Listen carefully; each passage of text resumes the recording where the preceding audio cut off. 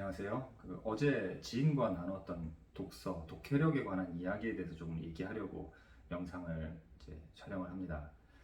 어, 이제 시간을 같이 보냈던 그 두 분은 이제 예술가세요. 그러니까 작업하고 실제로 전시 또 해외 전시를 많이 하고 있는 그런 분입니다. 대학교에서도 강의를 하시고, 그러니까 말하자면 좀 본인의 영역에서 어느 정도 커리어가 굉장히 좀 잘 쌓여 나가고 있는 분인데, 이제 책 읽기에 관한 이야기를 하게 되었어요. 이제 부인 경우에 소위 이제 문학소녀라고 할 수 있는 책을 굉장히 좋아하셨던 분이고, 그런데요, 때때로 겪게 되는 어떤 책 읽기의 어려움에 대해서 이야기를 하셨어요. 책을 이제 글을 읽을 때 보자마자 잘 이해가 되는 경우도 있지만, 어떠한 어떤 면에서 좀 잘 읽기 어렵다, 또 읽기가 어려운 그런 현상도 여러 가지가 있잖아요. 그런 것들을 이제 몇 가지 이야기를 하셨습니다. 그래서 왜 그런 걸까요? 이런 이야기들을 하셨는데, 저희가 굉장히 가깝고 편하게 이야기할 수 있으니까 그런 얘기들을 하셨어요. 하지만 그러면서도 살짝 이제 겸연쩍어 하는 이야기를, 이제 그런 어떤 느낌이 들었는데, 그러니까 사람들이 갖고 있는 책 읽기의 어려움에 대한 것들이 상당히 다른 사람에게 노출하기 싫거나 이제 기피하는, 약간 부끄러운 이런 것들로 인식이 되어 있다는 부분이에요. 우리가 이제 나이 들면 운동 능력이 떨어지죠. 그분이 이제 운동 선수였든 아니면 일반 사람이든 운동을 전혀 하지 않았던 사람이든 노화의 자연스러운, 인생의 자연스러운 부분이에요.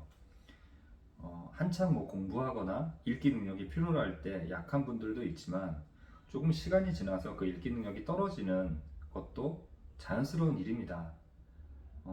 그런데 이 부분에 대해서는 마치 이제 공부를 잘 하느냐 못 하느냐 같은 그런 인식이 있어요.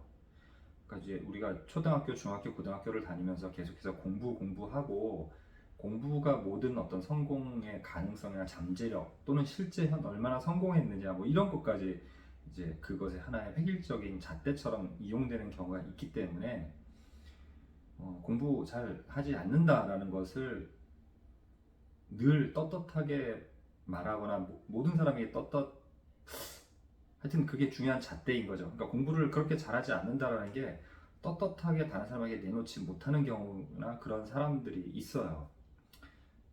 마찬가지로 책을 읽는다, 글을 읽을 수 있는 능력이 어느 정도다라는 것들도 약간 그런 쪽에 있어서 스스로 꺼내기 힘들어 하는 거죠.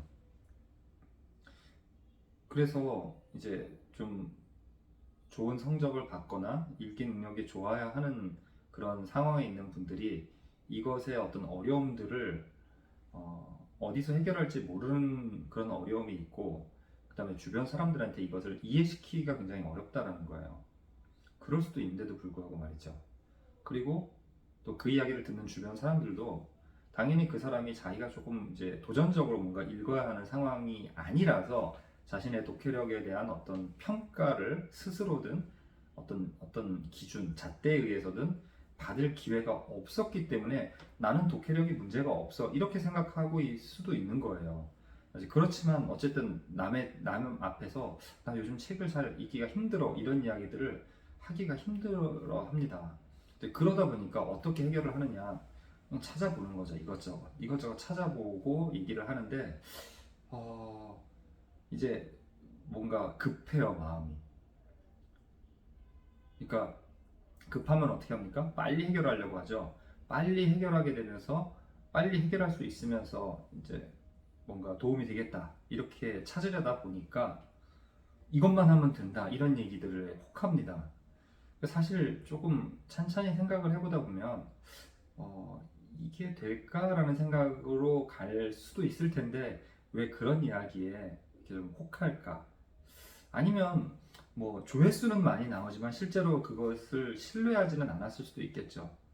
일단 조회수가 나와 있는 방법들을 많이 보시는 것 같아요. 근데 이제 저한테 오셨던 분들도 그런 시도들을 보통 해보다가 오셨거든요. 그걸 보니까 정확하게 확인할 수는 없지만 어쨌든 이것만 하면 된다, 이렇게 하면 다 됩니다, 이런 식의 말을 너무 너무 이렇게 혹하고 끌려가시는 것 같습니다.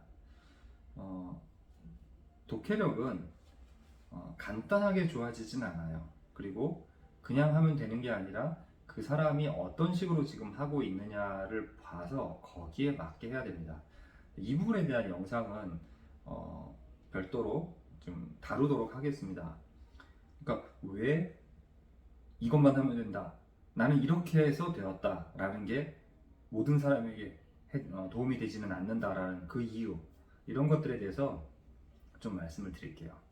자, 그래서 첫 번째로 하던 얘기처럼 독해력은 좋지 않을 수 있습니다. 나빠질 수도 있고요. 그러니까 그것을 부끄러워하실 필요는 없어요. 다만 그냥 내가 뭔가의 필요를 위해서 더 향상되어야 된다면 적절한 방법을 찾아서 노력하면 나아집니다. 얼마나 나쁘냐, 또는 얼마나 예전에든 좋았던 적이 있느냐 없냐, 뭐 이런 것에 따라서 나아지기 위해 필요한 어떤 기간이나 또는 방법들은 달라지겠죠, 당연히. 그런데 무작정 뭐만 하면 된다, 그래? 그러면 저것만 하면 되겠구나, 이렇게 접근하지는 않으셨으면 좋겠습니다.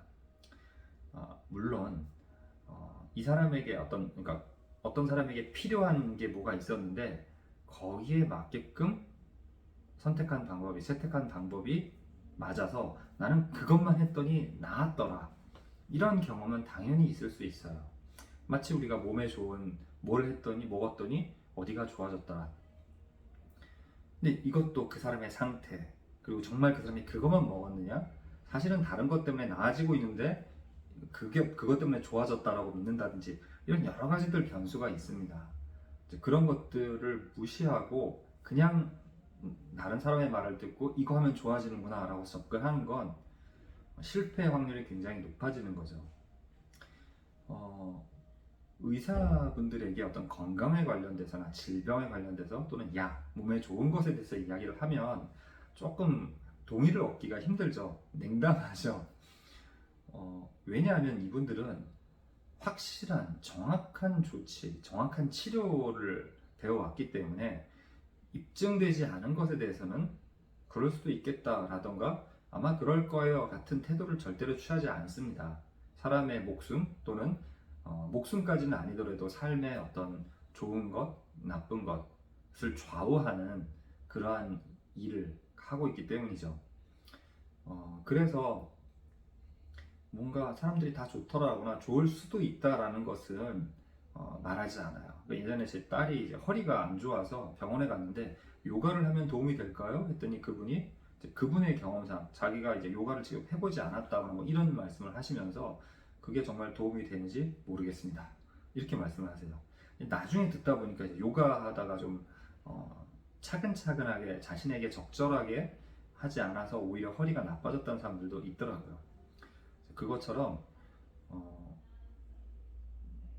이렇게 하면 된다라고 말할 수 있는 정확한 근거가 없는데 마냥 따라하는 것은 시간을 낭비할 수 있는 그런 부분이 있기 때문에 그렇게 성급하게 도움을 찾지는 않으셨으면 좋겠습니다. 그러나 이제 이 말이 독해력이 향상될 수 있다는 어떤 그 희망을 끊어버린 건 아닌가 이렇게 얘기할 수 있는데요. 그렇게 생각하지 마시고 독해력이 분명히 향상될 수 있다, 맞습니다.